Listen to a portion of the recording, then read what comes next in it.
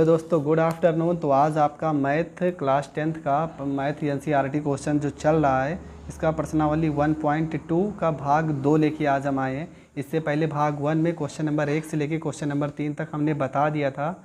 आज question number 3 से शुरू करेंगे इस वीडियो को और आज ये प्रश्नावली पूरी तरह से समाप्त हो जाएगी। तो क्वेश्चन नंबर 3 में क्या कह रहा है कि अभाज्य गुणनखंड विधि द्वारा निम्नलिखित पूर्णांकों के मासा और लासा ज्ञात करना। हमें पहला क्वेश्चन है आपका 12 और 15 और 21। हमें इसका मासा भी बताना है और लासा भी बताना है। तो देखो एकदम सिंपल तरीके से बता दे रहे हैं। हम पहले क्या करें, 12 का निकाल लो एलसीएम। अभाज्य गुणनखंड विधि 2 से काटोगे 2 छंग 12, 2 से काटोगे 2 तियाँ 6, 3 से काटोगे 3 एकम 3 हो जाएगा। मतलब 12 को आप क्या लिख सकते हो, इसका अभाज्य गुणनखंड 2 गुणे में 2 गुणे में 3 हो जाएगा। चलो आगे बढ़ते हैं। आगे वैल्यू आपकी 15, 15 3 से काटोगे 3 पश्चिम में 15 और 5 से आपका एक बार जाएगा। तो जो 15 की वैल्यू आ रही है वो आ रही है 3 गुणे में 5। इसके बाद आपका है 21, 21 को काटोगे 3 से तो 3 सते 21 और 7 अपने आप से कटेगा। तो 21 का जो गुणनखंड आ रहा है वो आ रहा है 3 गुणे में 7। हमको निकालना है मासा और लासा। तो मासा का मतलब क्या होता है कि जो तीनों में कॉमन हो। तो तीनों में कॉमन क्या है, देखो यहाँ पे भी 3 है, यहाँ पे भी 3 है और यहाँ पे भी 3 है। तो मासा आपका हो जाएगा 3। एक आंसर तो ये आपका आ जाएगा। उसके बाद हमें लासा भी निकालना है। तो लासा कैसे निकलेगा, लासा में देखो यहाँ पे सारी चीज़ों को ले लेंगे। जो 3 देखो सब में है ना, तो इसको एक बार लिखेंगे। यहाँ पे 2 गुणे में 2 हो जाएगा, 2 गुणे में 2 हो जाएगा। एक 3 तीनों में कॉमन है ना, तो एक 3 हो जाएगा। यहाँ पे 5 हो जाएगा और यहाँ पे 7 हो जाएगा। गुणा कर लो, 2 दूना 4 और 4 तियाँ 12, 12 पंचे 60 हो जाएगा और गुणे में 7 हो जाएगा। 7 छंग 42, 420 हो जाएगा। तो ये हो जाएगा आपका आंसर। तो बढ़ते हैं क्वेश्चन नंबर 2 की ओर।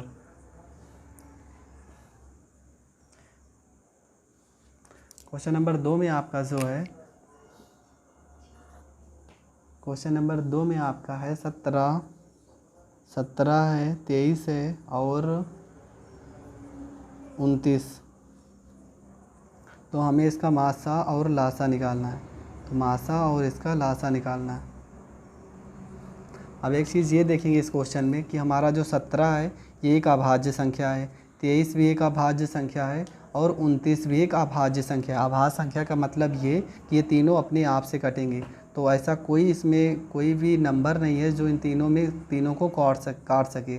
तो आपका इसका जो मासा आएगा सिर्फ एक, और इन लोगों का जो एलसीएम आएगा तीनों का गुणनफल कर लो। तो 17 गुणे में 23 और गुणे में 29, इन तीनों का जब गुणनफल करोगे तो जो वैल्यू आएगी वो हो जाएगी आपकी लासा। तो 17, 23 और 29 का वो गुणा करने पर आपका जो मान आएगा वो 11,339 आएगा। तो ये हो जाएगा आपका लासा। बढ़ते हैं क्वेश्चन नंबर 3 की ओर। क्वेश्चन नंबर 3 में क्या कह रहा है, क्वेश्चन नंबर में 3 में आपका है 8 है, 9 है और 25। इसका निकालेंगे हम लोग मासा और लासा। तो पहले मासा ही निकाल लेते हैं। तो पहले इन सबका अलग अलग निकाल लेते हैं। अभाज्य गुणनखंड 8 को निकालोगे तो 2 से काटोगे 2 चौको 8, 2 से काटोगे 2 दूना 4, 2 से काटोगे 2 एकम 2 हो जाएगा। तो यहाँ पे 8 का जो गुणनखंड बन रहा है 2 गुणे में 2 गुणे में 2 हो जा रहा है। इसके बाद 9 का निकाल लो। तो 9 को 3 से काटोगे 3 त्रिका 9, 3 से काटोगे 3 एकम 3। तो 9 का जो मान आ रहा है वो आ रहा है 3 गुणे में 3। इसके बाद आपका 25 है, 25 को काटोगे 5 से तो 50 25 और 5 से काटोगे 5 एकम 5। तो 25 का जो मान आ रहा है वो आ रहा है 5 गुणे में 5। तो इन सब का निकाल लेते हैं मासा। तो मासा क्या होगा, मासा वो होता है जो तीनों में कॉमन हो। तो तीनों में देखो कुछ भी कॉमन नहीं है, इसमें 2 है, इसमें 3 है, इसमें 5, तो कॉमन कुछ भी नहीं। तो मासा क्या हो जाएगा 1। अब निकालेंगे लासा। और लासा क्या होता है, लासा जो सारी वैल्यू होती है वो लिख लेते हैं। तो यहाँ पे 2 गुणे 2 गुणे 2, तो ये हो जाएगा 2 गुणे में 2 गुणे में 2। यहाँ पे 3 गुणे 3 और यहाँ पे आपका हो जाएगा 5 गुणे में 5। गुणा कर लो सबको। तो 2 दूना 4, 4 दूना 8, 8 त्रिका 24, 24 तियाँ 72, 72 को 25 से गुणा करोगे तो जो आपका आंसर आएगा वो आएगा 1800। तो ये हो जाएगा आपका 1800। तो ये हो जाएगा आपका आंसर। मासा अगर आप पूछा जाए तो मासा आपका 1 है। तो आपका क्वेश्चन नंबर 3 ख़त्म हो गया। अब बढ़ते हैं क्वेश्चन नंबर 4 की ओर। बढ़ते हैं क्वेश्चन नंबर 4 की ओर। क्वेश्चन नंबर 4 में आपका दिया है कि मासा 306 और 657 का जो मासा है वो दिया है 9। तो ये आपका क्या होगा, ये होगा पहली संख्या और ये होगा दूसरी संख्या। देखो क्या क्या दिया है क्वेश्चन में, लिखा है आपका पहली संख्या दिया आपका 306, दूसरी संख्या दिया आपका 657 और जो मासा दिया है वो आपका दिया है 9। हमें निकालना क्या है, लासा। तो फार्मूला क्या होता है, फार्मूला होता है पहली गुणे दूसरी संख्या इक्वल में मासा गुणे लासा, ये होता है फार्मूला। तो पहली संख्या आपका है 306, दूसरी संख्या आपका है 657, मासा आपका 9 है और लासा हमें बताना है।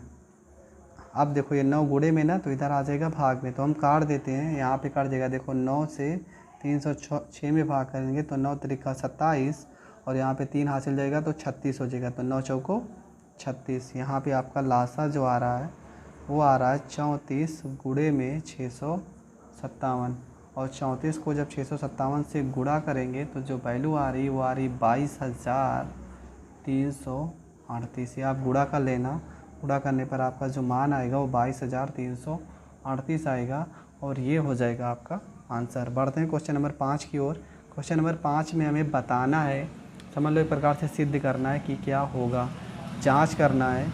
जांच कीजिए कि क्या किसी प्राकृतिक संख्या n के लिए संख्या 6 की पावर n अंक 0 पर समाप्त हो सकती है। तो हमें बताना है कि संख्या दी हमारी, देखो कुछ पहले बेसिक जान लो। 6 की पावर n इसका मतलब क्या है, 6 की पावर n मतलब 6 की पावर अगर हम मान लो 1 रखेंगे तब भी लास्ट वाला जो अंक आएगा वो 6 आएगा। 6 की पावर 2 रखोगे तब भी लास्ट वाला अंक 6 आएगा। 6 की पावर 3 रखोगे तब भी लास्ट वाला अंक 6 ही आएगा। मतलब 6 की पावर में कोई भी संख्या, कोई भी नंबर आप रख लो, हमेशा जो लास्ट इसका डिजिट आएगा वो हमेशा 6 आएगा। तो हम करेंगे क्या, लिखेंगे यदि संख्या 6 की पावर n शून्य के साथ समाप्त होती है तो यह 5 से विभाज्य होगी।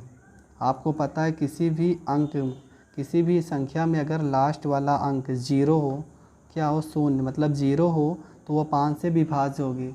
तो 5 से विभाज्य होगी अर्थात क्या होगा हमारा कि 6 की पावर n के अभाज्य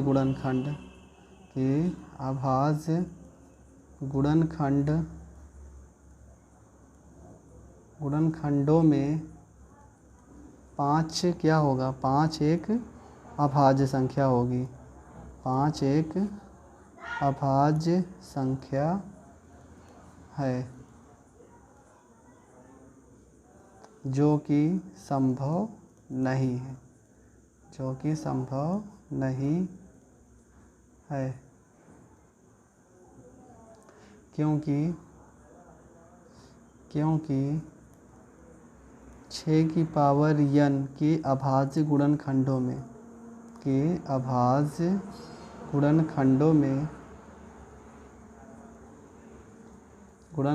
में 2 और 3 है। ठीक है, अतः आप डायरेक्ट लिख दो, अतः प्राकृतिक संख्या n का कोई भी मान ऐसा नहीं है जिसके लिए 6 की पावर n अंक शून्य पर समाप्त हो।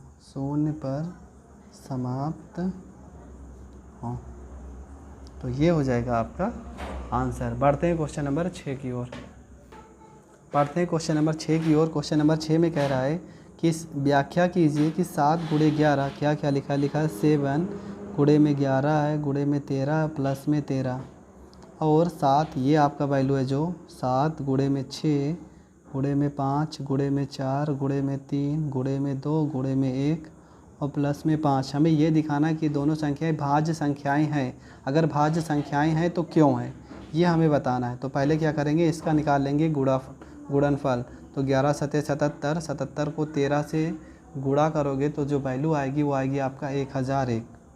1001 हो जाएगा और प्लस में यहाँ पे 13, तो ये आपका आ जाएगा 1000 में 14। इसका गुणा कर लेते हैं तो 7 छंग 42, 42 को 5 से गुणा करोगे, पूरा गुणनफल करने पर आपका जो वैल्यू आएगा यहाँ तक 5000 हो जाएगा 40 और प्लस में 5 ऐड कर लो, ये लास्ट वाला अंक प्लस में है और ये भी आपका प्लस में 5, तो हो जाएगा 5000 में 45।